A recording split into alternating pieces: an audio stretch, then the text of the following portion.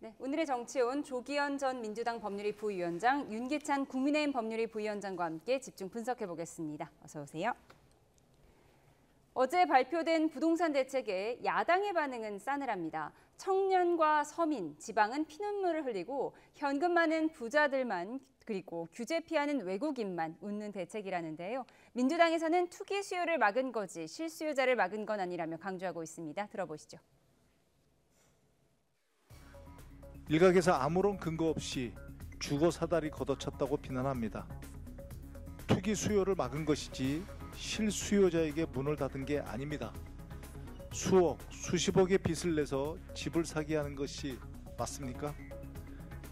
빚 없이도 집을 살 수 있는 시장을 만드는 게 맞다고 저는 생각을 합니다.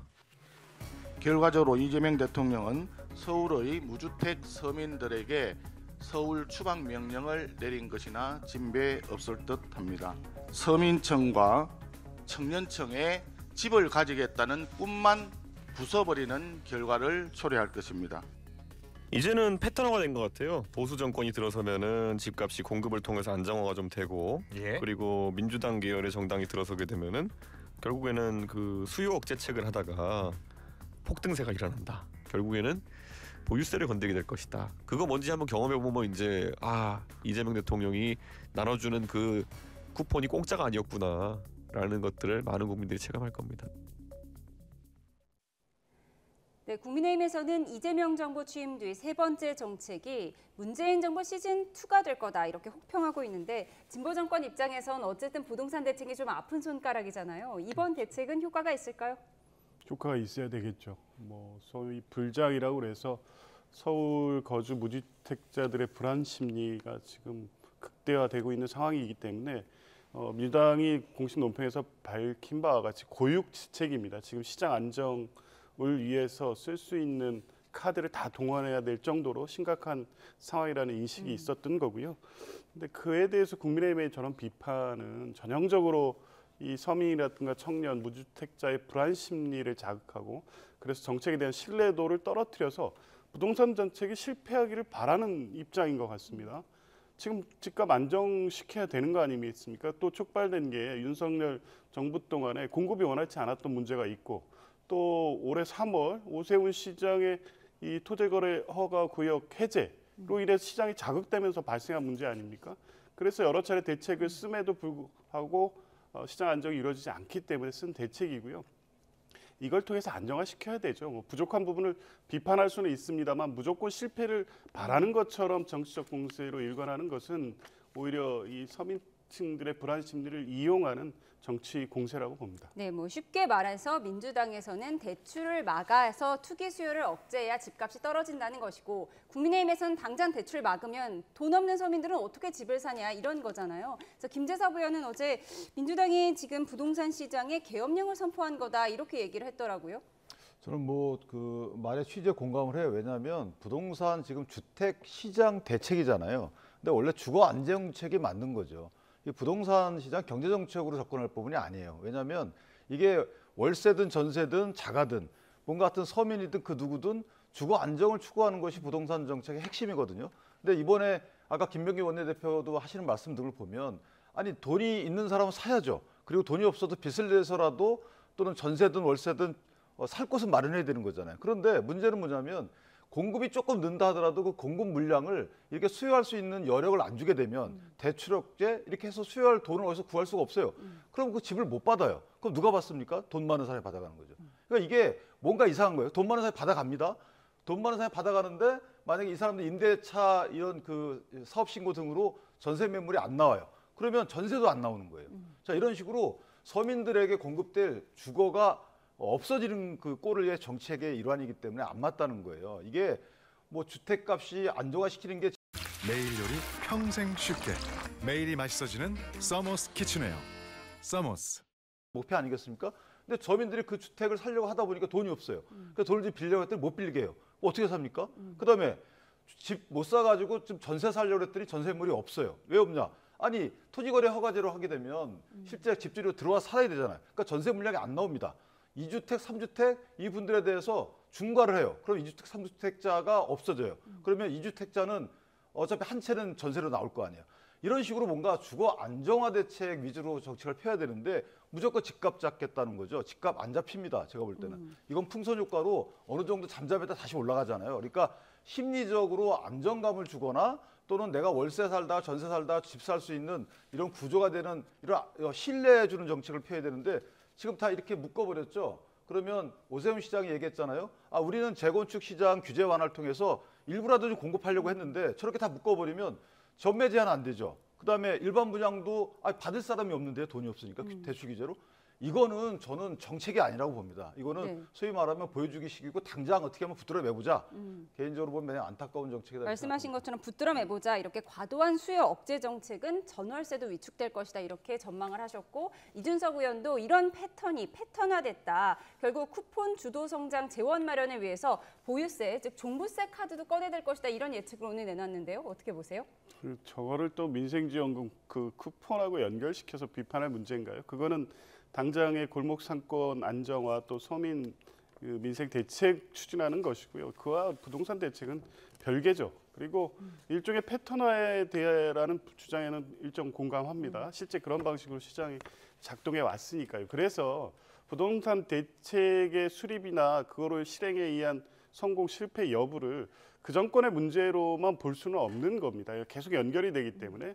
그러니까 소위 진보 정권에서는 부동산 급등이 일어나는데 그게 단순하게 정책 실패가 아니라 대외적 요건, 유동성 뭐 여러 가지 상황이 결합되면서 그 정책적 실패도 물론 부인할 수 없는 부분도 있지만 그게 하나의 원인이 아닌 겁니다. 그럴 때 이제 공급 대책이 나오고 공급 대책이 이어지면 다시 보수 정권으로 바뀌어서 그 공급이 좀 일부 원활하게 이루어지고 또 마침 그때 유동성이 또 완화되고 그럴 때 또 집값을 올리기 위한 부양책을 또 쓰지 않습니까? 보수 정권은 이 패턴이 반복되는 게 맞죠. 그런데 이제 최근의 상황은 뭐 김병기 원내대표도 지적했던 것처럼 서민이라든가 청년, 무주택자가 감당할 수 없는 정도의 대출을 일으켜야만이 소유를 얻을 수 있는 상황으로 가고 있습니다. 이걸 근본적으로 막기 위해서는 일단 계속적 상승 국면을 잠재우고 안정화 대책을 마련해 가는 거죠. 물론 이제 사후적인 공급 대책도 있을 거고요.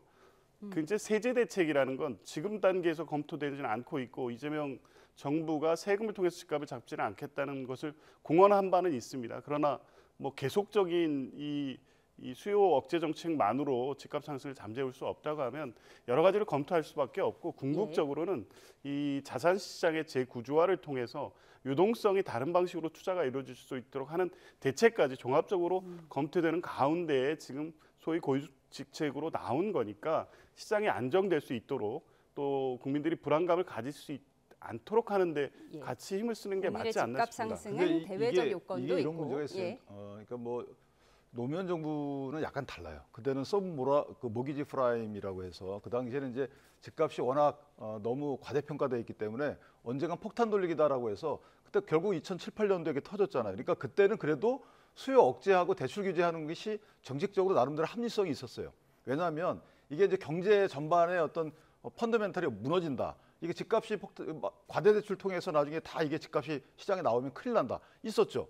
지금은 그런 단계가 아니잖아요. 그러니까 지금 정책 주안점도 이게 집값이 너무 높아졌고 대출을 많이 일으키게 되면 실제 나중에 경제가 무너진다. 이런 게 아니고 집값이 너무 올라가서 서민들이 집 사기 어렵다 그래 놓고 김병기 원내대표는 뭐라고 그러시냐면 이거 투기 수요라고 그래요. 이게 왜 투기 수요입니까? 정책 진단을 잘못하신 거죠. 그러니까 그다음에 투기 수요라고 진단해 놓으시고 이런 여러 가지 수요를 억제해 놓고 나서 실수요자 숨통이 트인데요. 이게 앞뒤가 안 맞는 말씀을 하시니까 저게 도대체 이해를 못하는 거예요. 예, 부동산 대책에 대한 여야 입장 들어봤습니다. 이어서 국정감사 이야기해 보겠습니다. 여당이 대법원 국정감사를 한 지 이틀 만에 이번엔 대법원으로 직접 가서 현장 감사를 했죠. 야당은 중간에 퇴장한 가운데 민주당은 현장 검증을 강행했는데요. 영상으로 정리했습니다. 현장으로 이동하도록 하겠습니다. 그러면 법원 행정처에서는 처장님을 필두로 현장으로 안내해 주시기 바랍니다. 법원 행정처 입장을 말씀하게 해주세요. 저희 국민의힘은 이동할 수 없습니다. 감사하는 겁니다. 이 목적이 바로 현장 국감은 국회법, 헌법, 또 국정감사법을 정면으로 위반하는 불법 현장 국감입니다. 민주당 주도로 강행된 현장 검증은 대법정과 소법정, 대법관 집무실 등을 15분 남짓 돌아봤는데 로그 열람이나 검증 등은 이루어지지 않았습니다. 그런데 이런 기싸움 분위기 속에서 법사위원들이 조희대 대법원장과 점심 식사를 했다고 하는데요. 분위기가 나쁘지 않았다고 합니다. 들어보시죠. 우리나라 속담에도 밥을 먹을 때는 모두 안 건드린다 이런 얘기가 있잖아요. 특별한 불미스러운 일이라든지 그런 것은 전혀 없었습니다. 식사하는 시간은 길지 않았고요. 짧은 시간 식사를 했는데 그 시간 동안에는 또 여야 의원들이나 또 대법원 관계자들하고 그런 덕담을 나누는 것이지 거기서 그런 정치적 공방을 하면서 밥을 먹지는 않습니다. 조희대 대법원장은 현장 국감이 끝날 무렵 마무리 발언을 했는데요. 이땐 또 분위기가 좋지 않았습니다.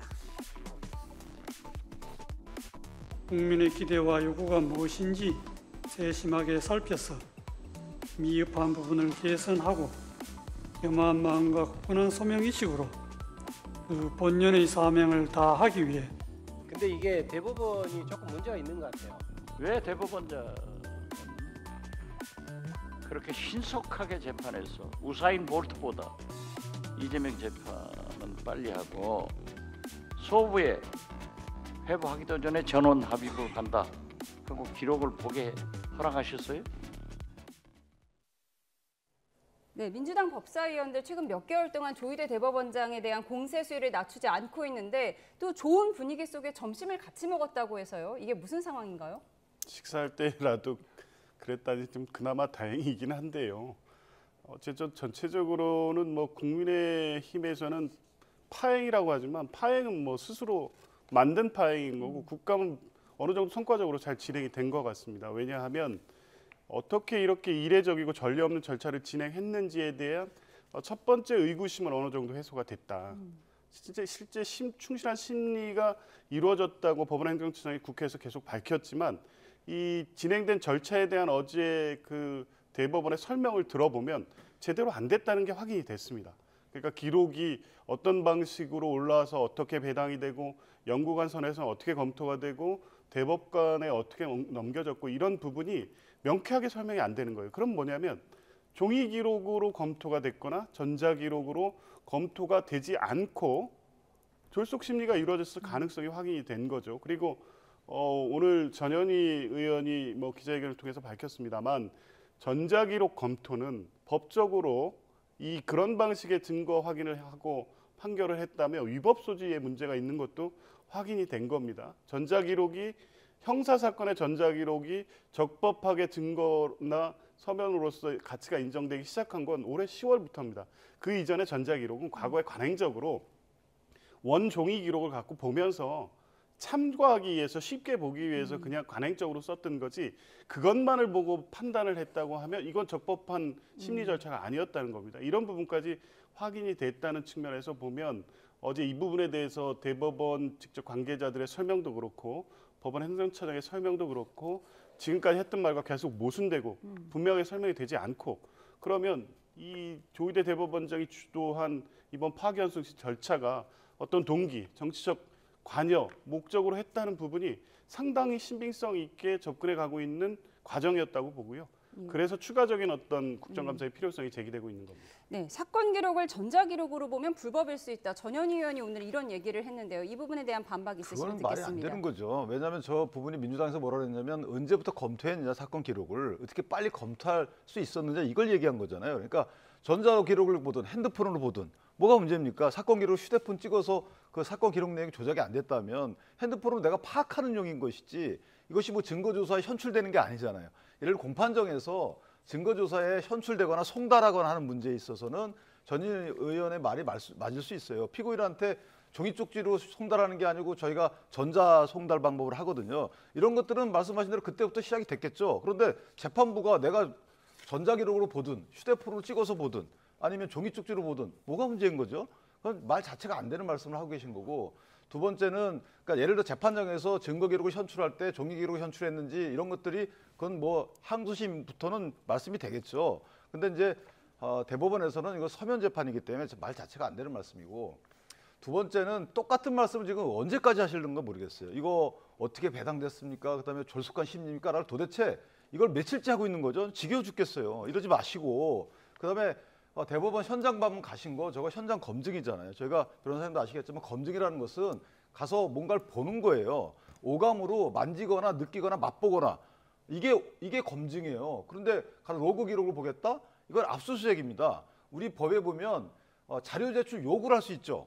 요구하는 걸 안 주면 현장 가서 달라고 할 수 있겠죠. 그런데 현장 가서 본인들이 직접 그걸 빼낼 수는 없는 거죠. 이건 압수수색입니다. 이런 걸 다 아시는 법조인들이 많은 그 법제사법위원회에서 이렇게까지 아직까지도 저러고 계신다는 게 저는 사실 월급이 아깝다라는 생각을 합니다. 예, 어제 있었던 이 대법원 현장 감사 후폭풍이 오늘까지도 이어졌습니다. 국정감사 나흘째인 오늘 법사위는 원래 오늘은 감사원 국정감사를 하는 날인데 어제 민주당이 주도했던 대법원 현장 검증을 두고 후폭풍이 이어졌습니다. 보고 오시죠. 법사위원회 명예를 훼손해도 유분수지. 저희가 무슨 대법원의 재판 기록, 대법관들의 재판 기록 PC를 보러 다녔다고 언론 플레이를 하시고. 의사진의 발언 진짜 이런 문제가 어디 있습니까? 위원장님 발언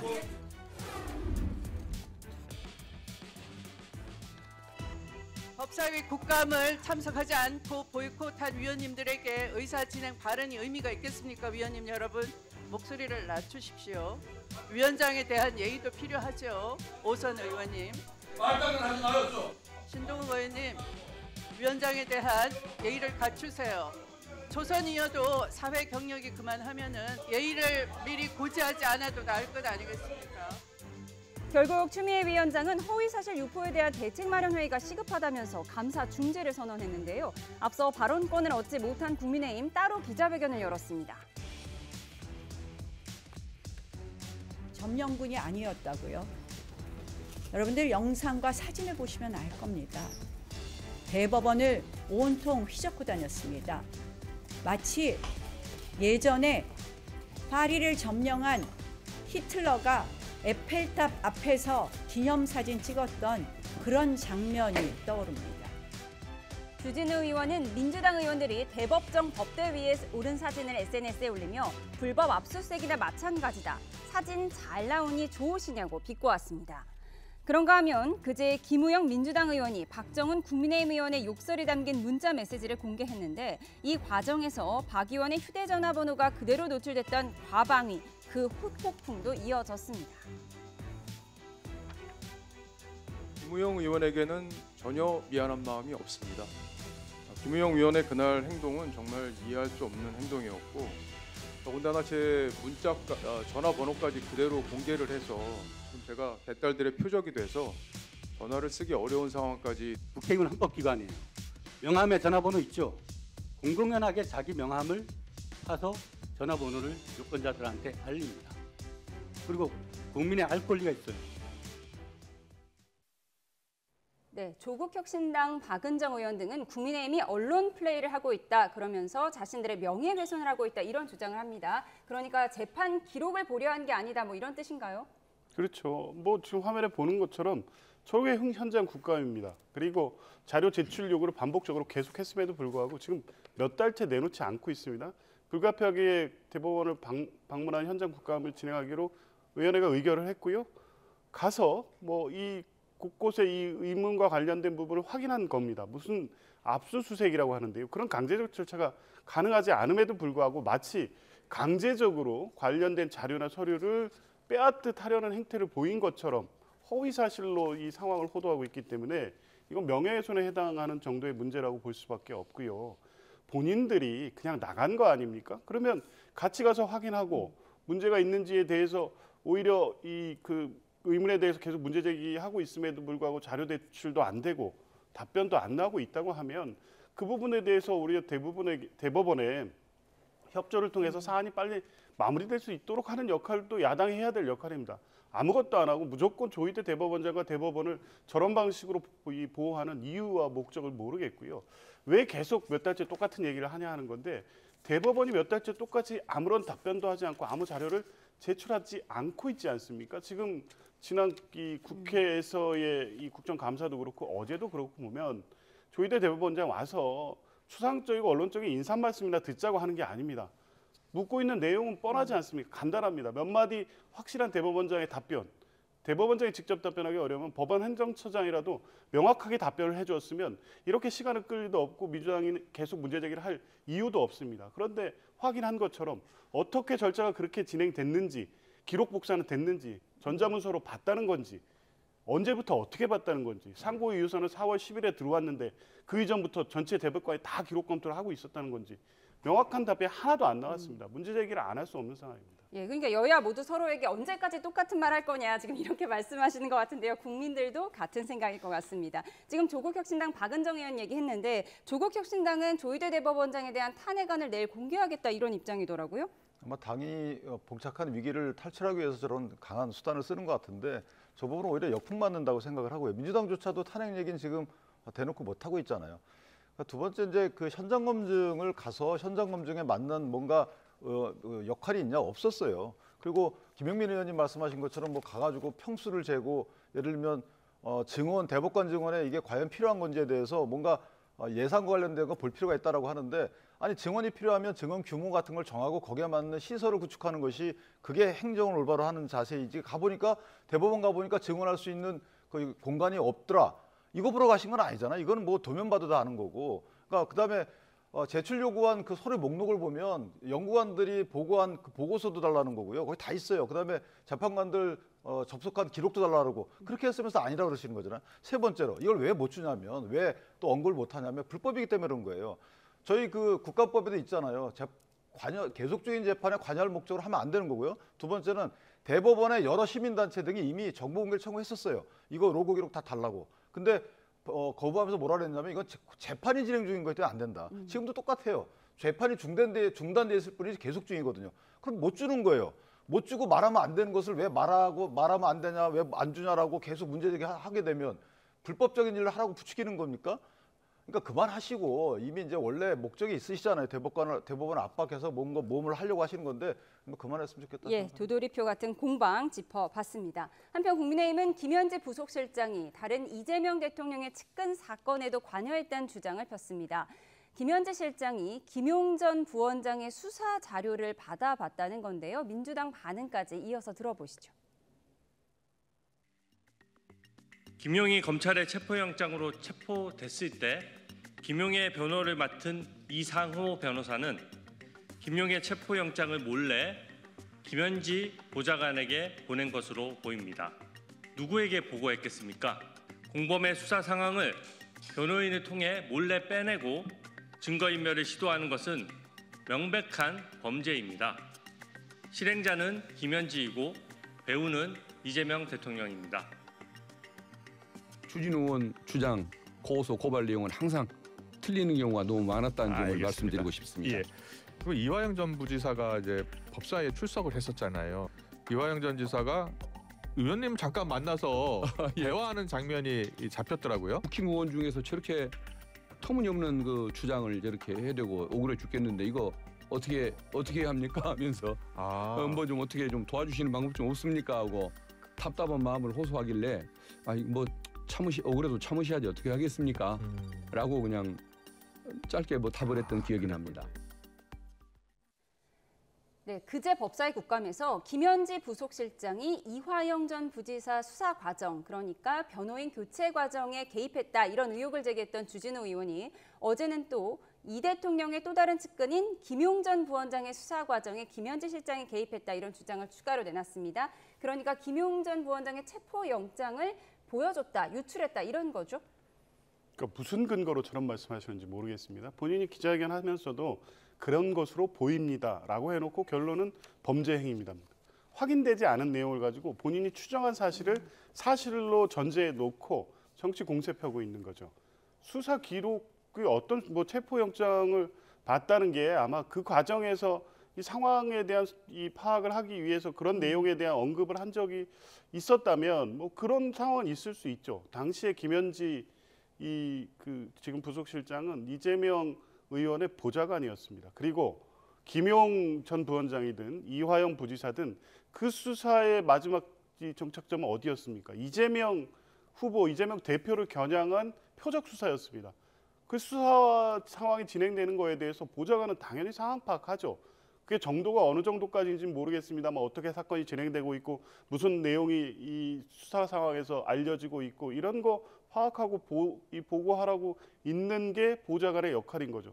당연한 일 하는 거고요. 그걸 무슨 수사 관여, 수사 개입, 변호인 교체까지 마치 김현지 부속실장이 당시에 모든 일을 지배한 것처럼 그냥 과장하는 겁니다. 일종의 스토커 수준으로 어느 상황에서든 김현지 이름만 등장하면 국감장으로 끌고 와서 공세 펴는 거 아니겠습니까? 저는 뭐 대단히 전략적으로 실패하고 있다는 것으로 생각하는데요. 김현지 부각시켜서 얻게 될 정치적 이익이 없다고 봅니다. 예, 민주당에서는 주진우 의원을 명예훼손 혐의로 고발하겠다고 밝혔는데 또 국민의힘 입장에서는 주진우 의원이 자신이 있기 때문에 면책 대상 특권 대상이 아닌 기자회견에서 말한 것이다 이렇게 강조하더라고요. 그러니까 취지는 그거 같아요. 그 아마 그러니까 저희가 체포영장에 보면 범죄 사실이 있어요. 어떤 사실로 체포한다는 게 있기 때문에 그 내용 등을 사진을 찍어서 아마 이렇게 보내줬다는 취지로 저는 이해를 했는데 그렇다면 그 어떤 내용으로 수사를 받고 있는지에 대해서 관심을 가졌다.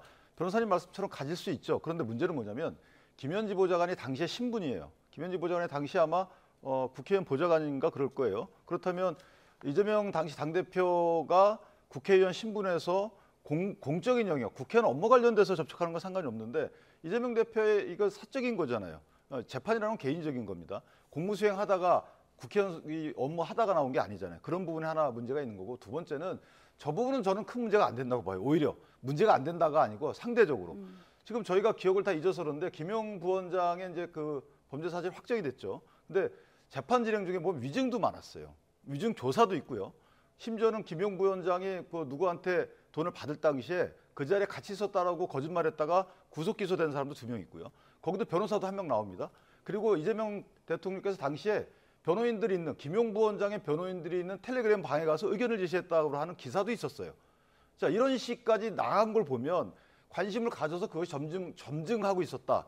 그럼 그거는 당연히 저희가 그 개연성에 대해서는 알 수 있는 거고 그러나 어쨌든 김현지 현 실장이 그걸 갖다가 어떻게 했는지는 두고 보면 알 일이죠. 두고 보는 알 일이다. 네, 다음 주제 먼저 살펴보겠습니다. 마약 수사 외압 의혹, 이재명 대통령은 의혹을 철저히 밝히라면서 임은정 동부지검장과 백혜룡 경정에게 지시를 했죠. 그런데 서울 동부지검으로 발령난 백혜룡 경정, 발령 첫날 연차를 내서 출근을 거부한 것 아니냐 얘기도 나왔는데 오늘에서 첫 출근을 했습니다. 그 모습 먼저 보고 오시죠.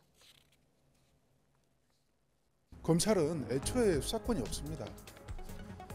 마약 게이트 외압 사건은 고위공직자들이 연루가 되어 있습니다. 검찰은 고위공직자 수사할 수 없습니다.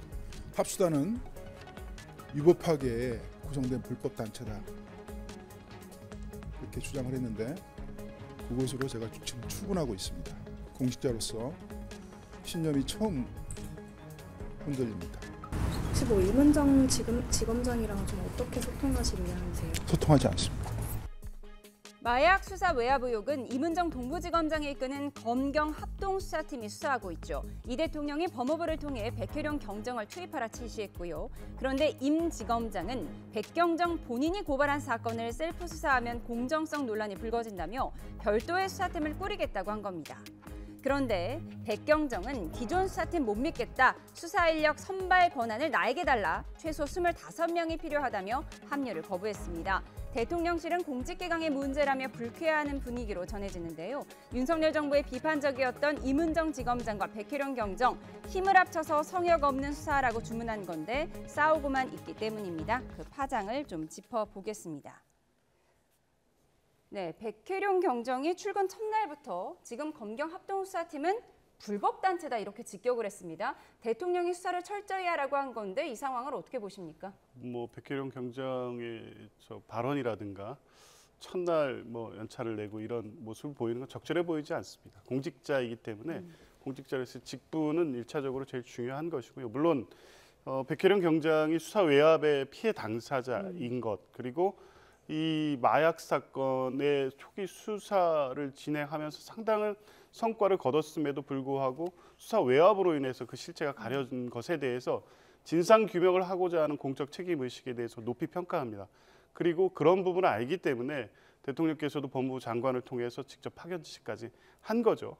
그렇다고 하면 수사팀 구성이라든가 갖고 있는 본인의 문제의식이 있다고 하더라도 이문정 이 지검장과의 어떤 지휘나 협력 관계를 통해서 문제를 좀 조용하게 해결을 하고 건의를 하고 할 수 있음에도 불구하고 검찰과 경찰 간의 이 마치 대립 관계가 그대로 동부지검 수사팀에 옮겨간 것처럼 이렇게 비춰지는 것은 뭐 좋지 않아 보입니다. 중요한 것은 이 세관 마약 사건에 대한 수사 외압 의혹의 진실을 밝히는 것이지 누가 주도권을 갖느냐가 문제가 아니기 때문에 그런 부분에 대해서 신속하게 좀 정리가 돼서 국민들 보시기에 저분들끼리 뭐 하는 건가 이런 비판은 안 나오게 하는 게 맞습니다. 예, 뭐 하는 건가? 이게 국민들도 그렇게 생각할 것 같습니다. 윤석열 정부에 반발했던 두 사람, 이문정 지검장과 백효령 경정, 이 두 사람이 힘을 합쳐서 수사 열심히 해라. 이재명 대통령이 이렇게 얘기했는데 지금 두 사람이 싸우고 있는 거예요. 이유에 대해서 한동훈 전 대표는 이렇게 비꼬았더라고요. 검찰 해체를 주장했던 이문정 지검장, 바람대로